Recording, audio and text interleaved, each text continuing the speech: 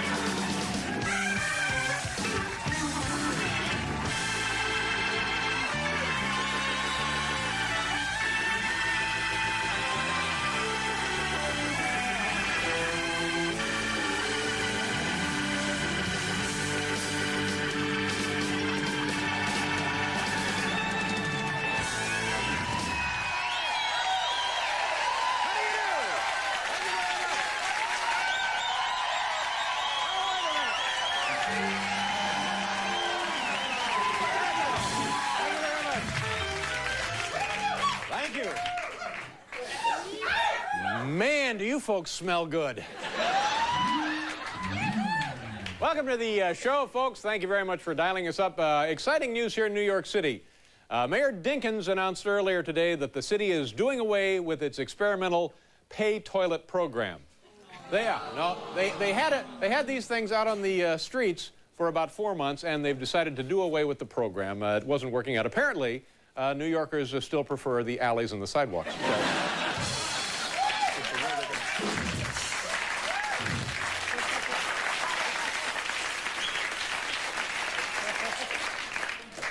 You know, I got to thinking about this new Michael Jackson cologne. Have you heard about this?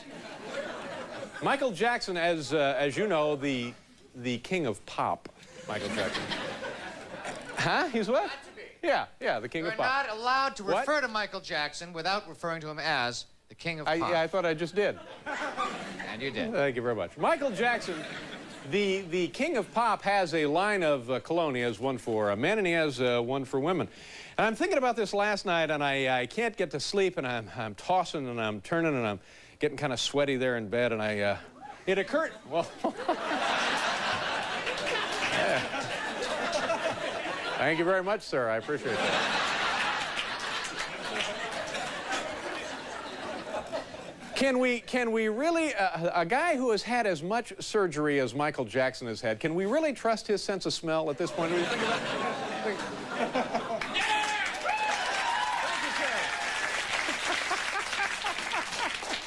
God bless you. In the event of any kind of nuclear development here in the studio tonight, I want you on my team, sir. Thank you very much. Al Gore, our vice president-elect, geez, you haven't heard from him in weeks. God, it's like he's already vice president.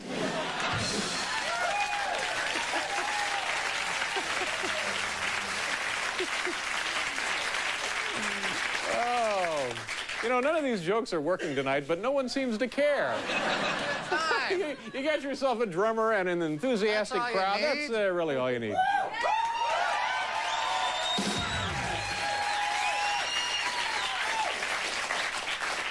Here now is my impression, pardon me, of President-elect Bill Clinton talking to his wife, Valerie. Is it Valerie? Oh, Hillary. Hillary. Yeah, get that straight. It's going to be 4 years of this nightmare. Valerie, Hillary, I don't know who the hell this is. My impression now of President-elect Bill Clinton talking to his wife, Hillary, at their very first state dinner in Washington. Goes a little something like this. President Clinton turns to his wife and he says, I don't know who she is, honey. I thought you invited her. Thank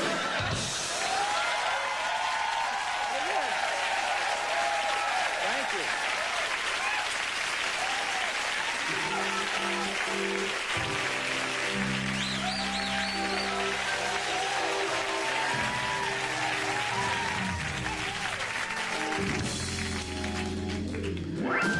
That also could have been my impression of Elvis Presley talking to Bill Clinton's wife. Okay. Yeah, oh, stop it. I don't know who she is, Scylla. I thought you invited her.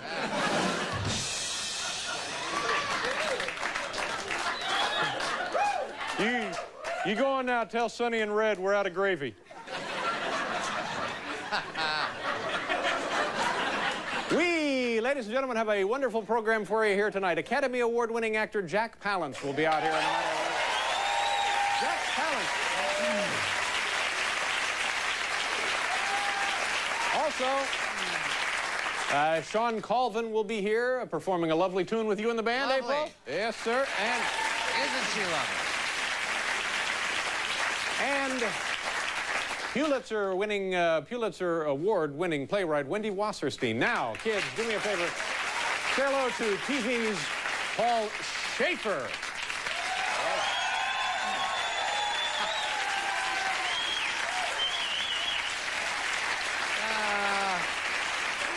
Thanks so much.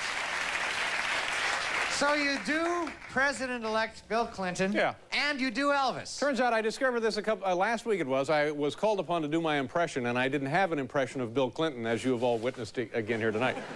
And as I was doing it, it occurred to me it sounds just like the impression I don't do of Elvis. Yeah, right. So I now have two impressions that I don't do that are identical.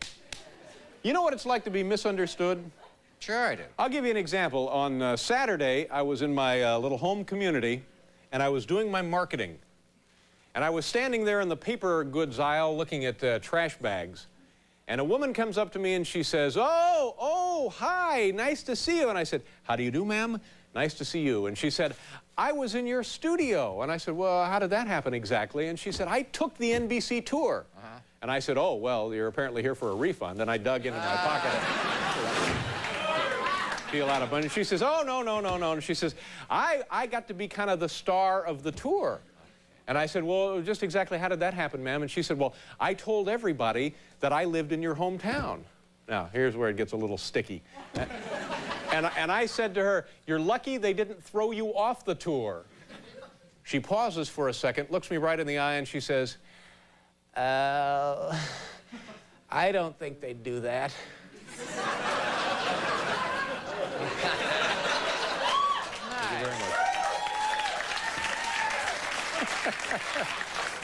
From the true life annals of Dave's life at home. You know what was in New York City over the weekend, Paul? The New York City Hotel and Restaurant Convention. Oh, the big convention. Did somebody promise you people something? They have it over at the Jacob Javits Convention Center. It's a huge deal. It runs like 4 days, and people from all over the country, nay, all over the world, attend. And they find out what's new in the management of hotels, what's new in the management of restaurants. I had kind of a brainstorm. I said to myself, let's send a video crew over there, and then we'll bring the footage back, and we'll show the rest of America what goes on there. And while we're doing that, we'll give them a little quiz. Great. Yeah. Okay, so here's our little quiz. I don't know, is there music for these anymore? If you want. Okay, thank you very much. All right. Okay. Here's our trip to the hotel restaurant convention quiz. Let me got kind of a thing here. C-O-N-V-E-N-T-I-O, convention. All right, good enough. Thank you. The password, convention.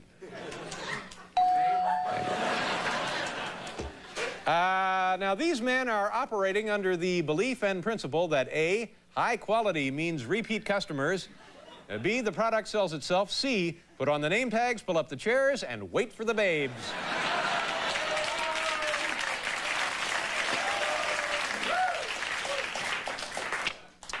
This woman, A, has been at the convention all week, B, has been making important business contacts, C, has been sanitized for your protection.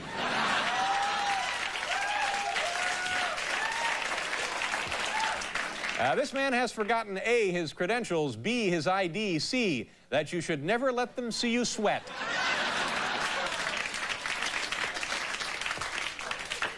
Audience actually seemed to enjoy that one as well. There's something wrong here tonight. Passers-by recognize this man as A, hands-on restaurant owner, B, inventor of a new kitchen appliance, C, Chef Boyardee's less successful brother, Kenny Boyardee.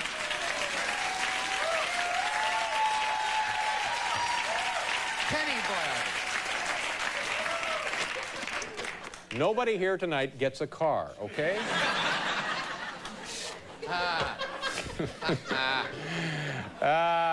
The man in the middle is testing A, new pizza recipe, B, a new blend of coffee, C, the strength of his suspenders.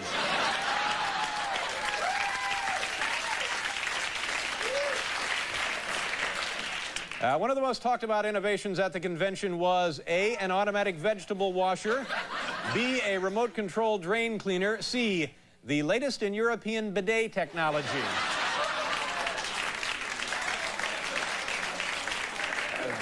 On that one, I'm going to pause here and have a enjoy a little. Go ahead.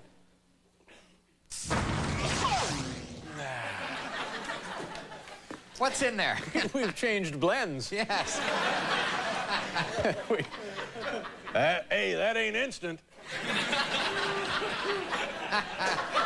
The woman on the left is thinking A, this pastry is delicious. B, I wonder if these cookies are hard to make. C, is that really Garth Brooks?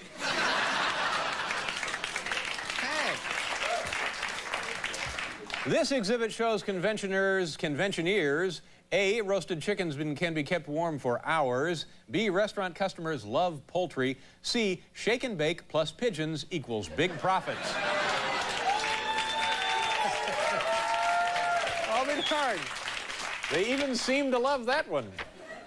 These girls are A, enjoying the karaoke machine, B, auditioning for a commercial, C, R.C. Cola's answer to the girls.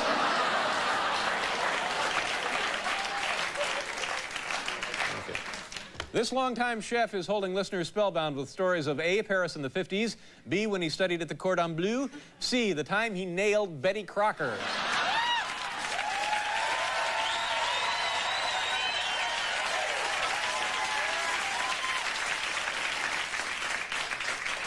No wonder this network is for sale. Where are the standards? We actually said nailed Betty Crocker. You can't say that on network television. That's why the place is going under. No morals, no, what do I care? This musical presentation is called A, Hospitality. Well, I've skipped ahead. Well, my goodness, here's a mistake. This special high-powered device is used for cleaning. A, carpets after a year in the lobby. B, curtains after a fire. C, sheets after a stay by Madonna. There you go.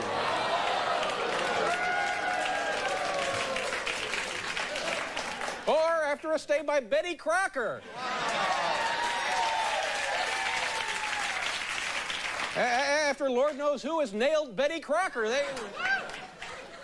Now I'm confused in my paperwork here. What? Is it 12? Yeah, okay. And finally, this musical presentation is called A, Hospitality Ahoy. B, Sing a Happy Hotel Song. C, Tribute to Hourly Rates. There you go. There's a little hotel and restaurant convention.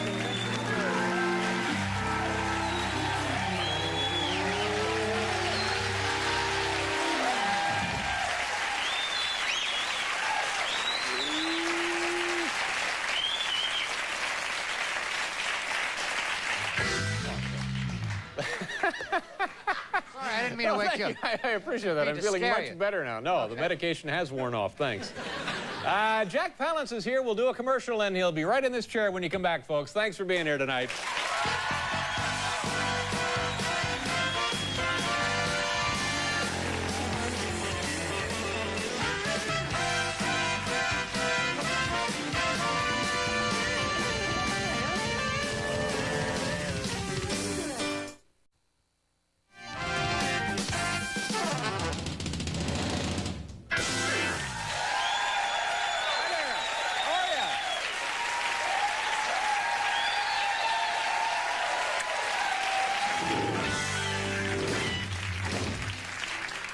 When we started 10 years ago, we could no more have said guy who nailed Betty Crocker. When we started 10 years ago, you couldn't even say frozen biscuits. I'm telling you. That's how far things have deteriorated. Times have changed. Yeah, yeah. Let's try this again and see if we have anything else for this one. We're experimenting for a new sound effect here.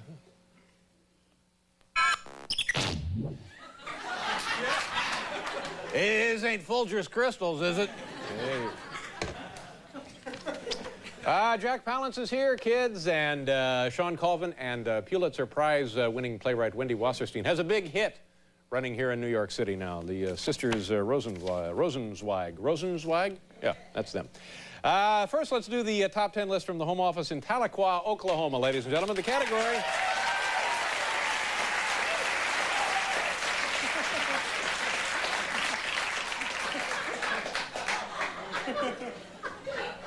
Thank you very much. Top 10 Secret Service agent pet peeves. These are the dedicated men and women who guard the highest officials in the greatest land on the planet. They have pet peeves. It's a thankless, endless, round-the-clock job. Nonetheless, they have pet peeves. Some things get under their skin. Exactly, Paul. Thank you once again for beautifully crystallizing my thoughts. Top 10 Secret Service agent pet peeves. Here we go, number 10. Guys with 3 names who seem too interested in the president's itinerary. Barbara, all hands. Number 8, you risk your life for 50 years and all you get is a lousy Timex. Number 7, when wife says, is chicken all right for dinner or is that a secret? Number 6, bathing Ronald Reagan. Number 5. Number 5, when some kid with a walkie-talkie keeps saying 1 Adam 12. Number 4, just because you're guarding quail, people assume you're not very bright either.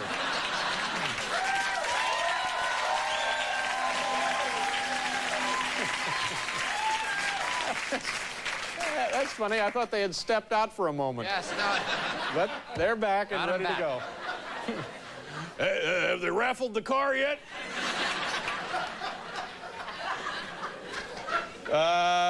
Let's see, number 3, when guy you're protecting asks you to do a bomb sweep of his pants.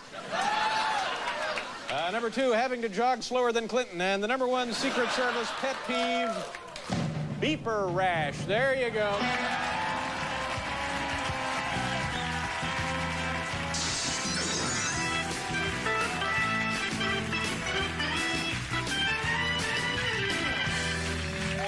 Okay.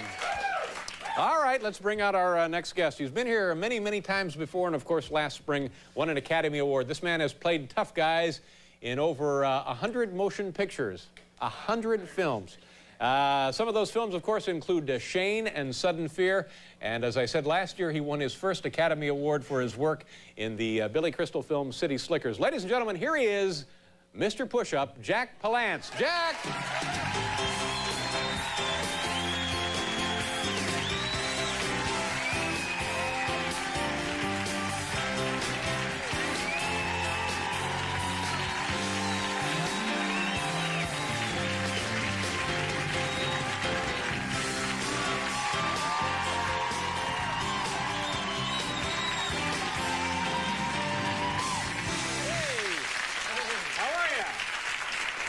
I'm all right. Mr. Big Shot, the crowd goes wild. Ah, the hell with that.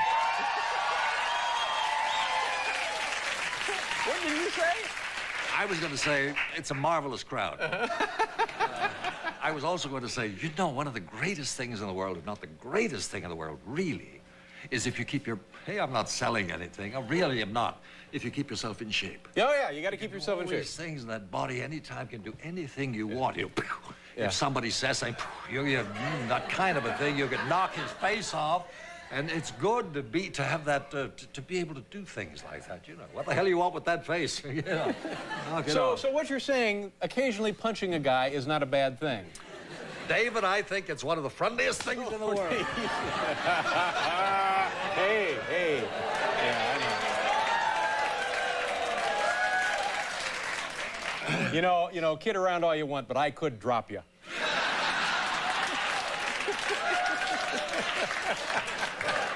I think you're right, but it isn't going to make any difference because I've already been paid, so what the hell?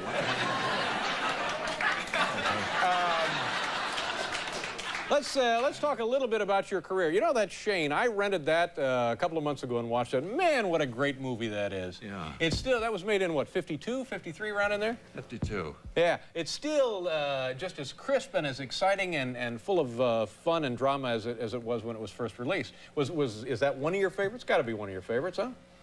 Are you asking me or are you leading me into an answer? What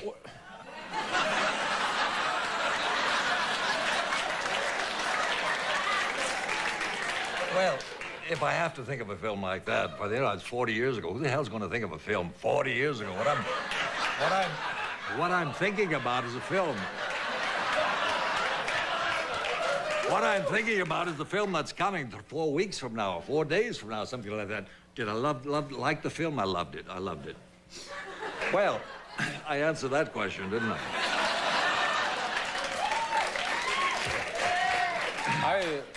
I thought it was a pretty good question. I thought it was.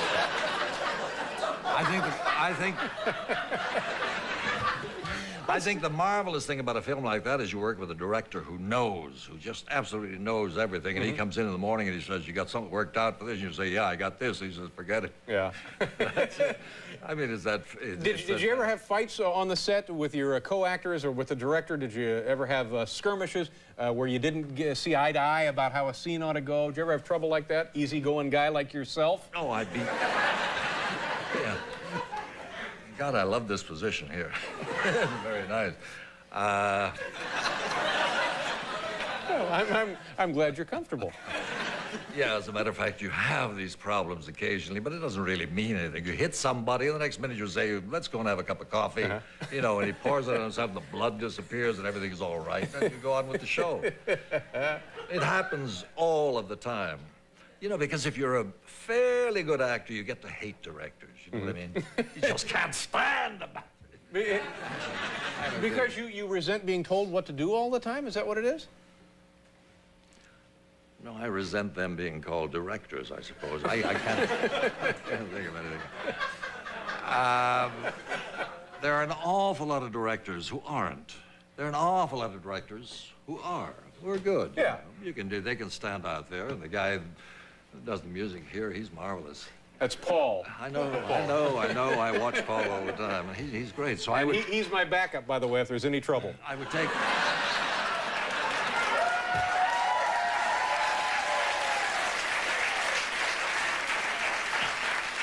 He'll be over that organ just like that. And he'll be back even faster.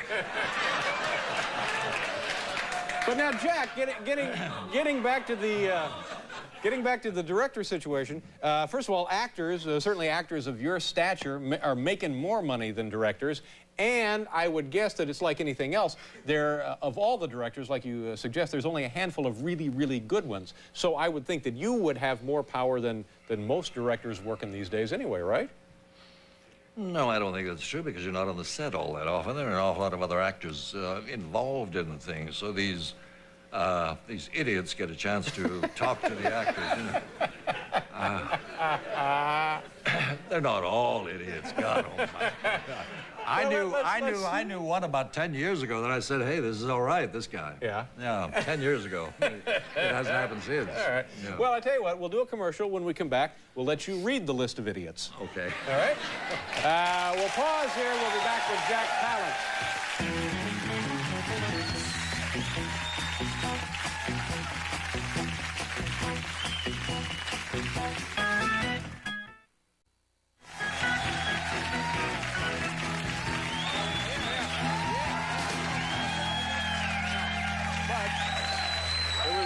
Did you go see it? Did you enjoy it yourself? I love him. Jack Palance is here, ladies and gentlemen. Sean Colvin will be out a bit later. And Wendy Wasserstein. Jack, what are you doing, for heaven's sakes? Just tying my shoe on. Attaboy. I feel like somebody's going to grab it. Yes, sir. I better tie it on. Yeah, use this rehearsal time wisely, because when we do the big show, you don't want to look like that. Yeah, I went to Hurley's tonight, and I told them I was going to do this show, and my God, they all bowed to me. They went on the floor. I didn't have to pay the bill. Hurley's is a great place. In fact, tonight's the night. I've made this offer to other guests on the show, but tonight is the night. You and I, right after the show, will go down to Hurley's. We'll have a quiet meal, have a couple of drinks, and then we'll beat guys up. Well, I don't know who the hell you're going to beat up, but I'm going to beat up you.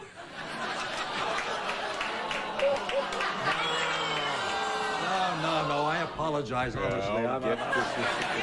I'm only kidding. He would beat the hell out of me. Yeah, of course. All right, Jack, sit down. God. Sit down. So much for the lovely meal at Hurley's.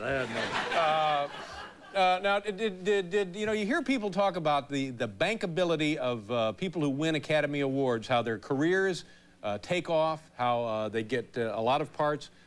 Did that happen for you when you won last year? Well, I made one mistake, just one mistake. I did those one-arm push-ups. Mm-hmm. And since then, they've been calling me not to do another role, but to do another one-arm push-up. And that's all I get. I mean, almost every day, somebody said, will you appear on our show and do some push-ups? Or we'll give you a couple of $1,000 to appear on our show. Will you do some push-up? That's it. You're getting offers like for bar mitzvahs and weddings and so forth. Absolutely everything, yeah. But that was seen around the world. And whenever you leave the country, people are hounding you about the one-arm push-ups. Oh, my God. I went to Buenos Aires 3 days later. I wanted to get away from that. And there in Buenos Aires, there are these people who are saying, hey, Senor Palans, mira. They get down on the floor. They one-arm push-ups. They fall on their face in the mud.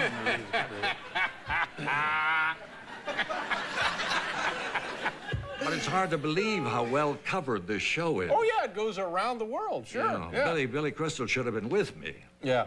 We could have sold his last film.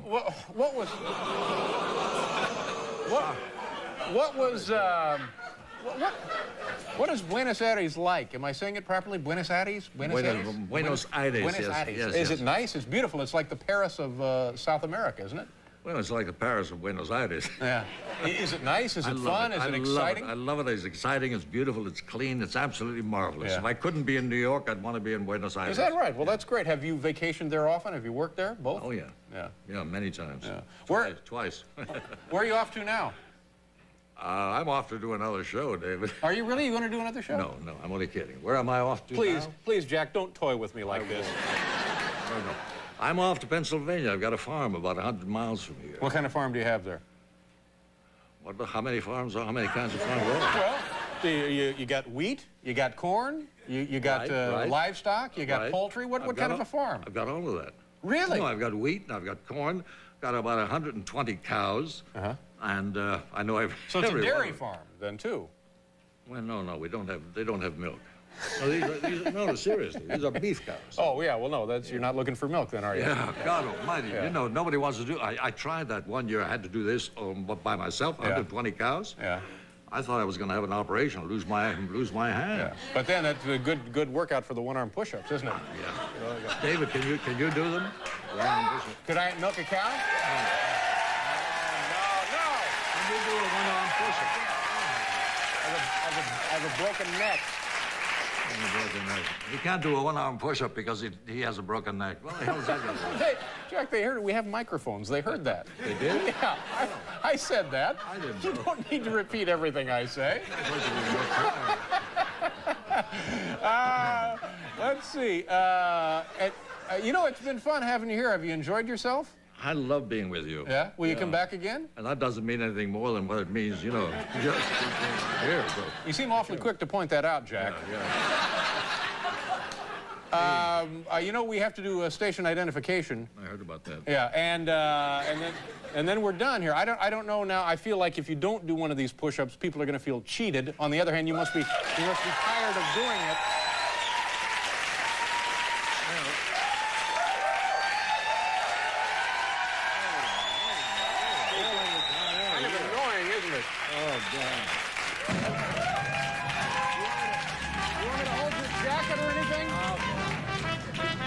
I said, "Do you want me to hold your jacket?" And he says, "Ah, get out of here."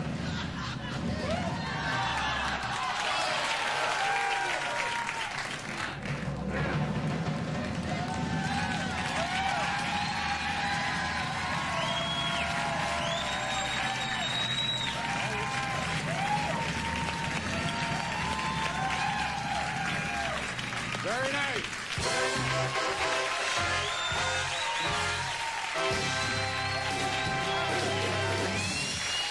The toast of Buenos Aires. Jack, thank you very much. We're going to pause for station identification.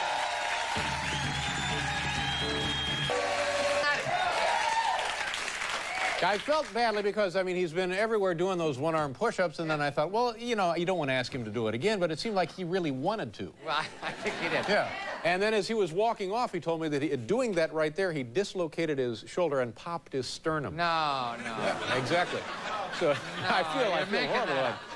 He's in perfect shape. If he weren't so darn bashful. Yeah.